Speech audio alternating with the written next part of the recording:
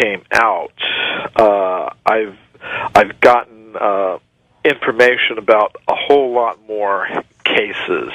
So it's enough to make a new book. Of course, it takes me a long time. I'm calling the book Forbidden Archaeology 2 as the working title. It takes me a while to put these things together. Oh, they do, because they're large books. Thorough. Yeah. They're big books, and I have to do the research, because I have to dot all the I's and cross all the T's and things like that. But it's very interesting that some of the information that I'm getting is coming from listeners of your show and shows like yours. It's very, very interesting. For example, one listener wrote to me, after hearing me on your show. I believe it was a couple of years ago. He wrote, "You got a great book," and he was from Oregon. And he said, "Here in the Waldo Mining District near O'Brien at the Easterly Mine, stone bowls and pestles were found in cemented ancient riverbed. They were so firmly cemented the miners had to remove them with extreme care. Again, thank you for the great book." So I asked him, all right, I wrote back to him and I said, okay, you told me about this case. Do you have any kind of documentation about it? So he sent me a newspaper article, very interesting newspaper article from the year 1904 from the Rogue River Courier up there in Oregon. And the title of the article was Relics of Ancient Age, Mortars of Prehistoric Time Found in Weimer Brothers Mine. So the report gave very detailed information about the geological situation where these artifacts were found. So they're found in old gravel of an ancient river channel, 50 or 60 feet below the surface, firmly embedded in the cemented gravel near the bedrock. So then, from that information, I went to some scientific reports. I began looking at the scientific geological reports about that area to see if I could get any idea how old those particular layers where the human artifacts were found. It turned out they're over 2 million years old. So that's one of the cases that will be in this book that I'm working on now, Forbidden Archaeology 2, and I think it's very significant. It came to my attention through one of the listeners. The Vedics that you talked about earlier. Yeah.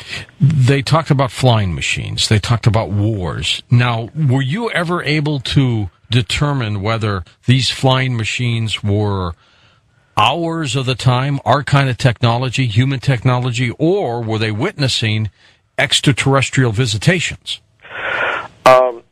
It appears they were of several different kinds, because as I mentioned before, it appears that we live in a multi-level cosmos. So there are very detailed descriptions of these aircraft and spacecraft. They're called vimanas, given in these ancient Sanskrit writings. They're not like just some vague mentions. They're very detailed descriptions of them.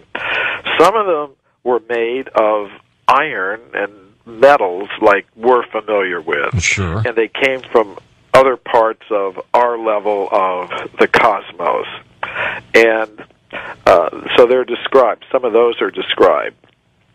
And some of them come from this more subtle region, from the more subtle regions of the cosmos, and they have different kinds of abilities. Yeah, it's very strange. These, if you look carefully at the reports of the modern UFO phenomenon, you'll see that, well, some of them appear to be quite clunky machines, but some of them, once I was giving a lecture on forbidden archaeology in Germany, and there was a pilot for one of the major American airlines that flies across the Atlantic. He had come to the lecture, and afterwards he was talking to me. And we got onto the topic of UFOs for some reason. And he told me how once he was flying across the Atlantic in a 747, he said he saw coming directly towards him, he saw an object, flying object coming directly towards him. God, scared the heck out of him. And it was closing at just this fantastic rate of speed. And he said, just before it hit the plane, it just went straight up. Oh. Just straight up. Did he see detail on it? And he said, he told me, he said, but we never report stuff like this, because the second that you're supposed to report it, but he said, if you report it, then your career is pretty much finished. You'll be investigated. So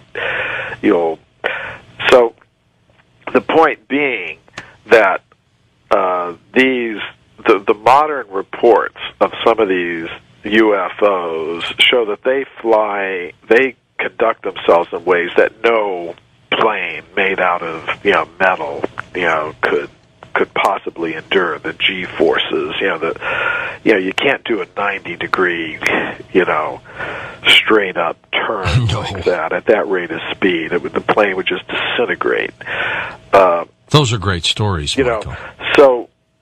So I think that, as I said, a lot of there's one group of the modern UFO alien abduction type researchers that see that the phenomenon sort of shades more into the mystical, paranormal, spiritual type of area. So I think these ancient Sanskrit writings, they describe both kinds of things. They described some of these craft as being made of ordinary metals and things like that, but others are being more composed of more subtle energies and operating on a different level.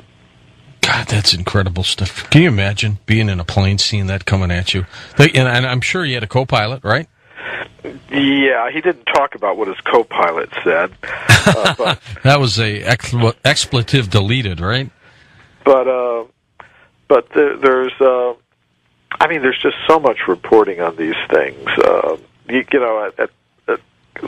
Just a few weeks ago, I was giving a talk about forbidden archaeology at a conference called the Forbidden Knowledge Conference that was held in Stoke-on-Trent in England. Mm-hmm. Of course, if you're going to have a forbidden knowledge conference, you got to have the forbidden archaeologist come. And he's got to have you. That's right. Sure, but for me, a lot of times when I go to these conferences, the most interesting thing or most pleasant thing for me is to meet some of the other researchers. So I met Nick Pope, who was until a few years ago he was with the British Defense Department. He was in the department that dealt with UFO reports, and he was just confirming that these things are there. It's really amazing. So you have reports coming not just from crackpot people. You've got people who are officials in the military establishment reporting that these things are definitely out there. And I think more and more of these reports, Michael, are coming from good, solid witnesses. Yeah, I really do. But again, back to the Vedics real quickly before the top of the hour. UFOs or ours? What do you think? I think they were coming. Most of the ones that are reported in these ancient Sanskrit writings, the Vedas, are from other parts of the cosmos. They're not ours. Ah, okay. So they were witnesses to these events. Yes. That's fascinating all by itself. Michael, tell us the incredible story of these dinosaur prints with the human footprints right near them. And was this Nebraska where these were found? I think you're talking about the Paluxy River case, which comes from Texas.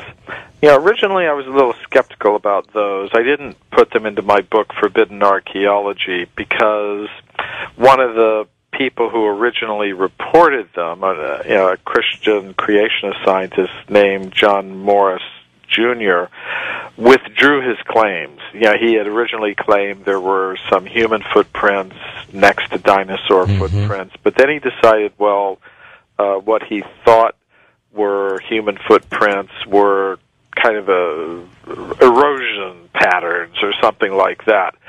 So I sort of put that file away. But then, again, a listener to your show, to Coast, I believe, got in touch with me. She was an archaeologist